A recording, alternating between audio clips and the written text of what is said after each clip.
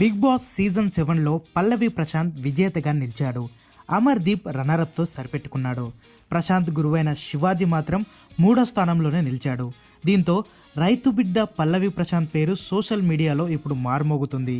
ఇది వరకు బిగ్ బాస్లో గెలిచిన వారంతా సెలబ్రిటీలే. ఫర్ ది ఫస్ట్ టైం ఒక సామాన్యుడు బిగ్ బాస్ విన్నర్గా నిలిచాడు. అన్నా నేను మీ రైతు బిడ్డనే అంటూ మొదలుపెట్టి సెలబ్రిటీలకు సైతం చుక్కలు చూయించాడు ఆటలో. అలా బిగ్ బాస్ 7 టైటిల్ ఎగరేసుకుపోయాడు.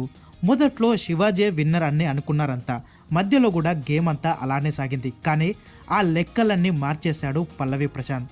శివాజీ చేసిన చిన్న చిన్న తప్పుల వల్ల ఆయన అభిమానులు పల్లవి ప్రశాంత్ను లైక్ చేయడం మొదలుపెట్టారు.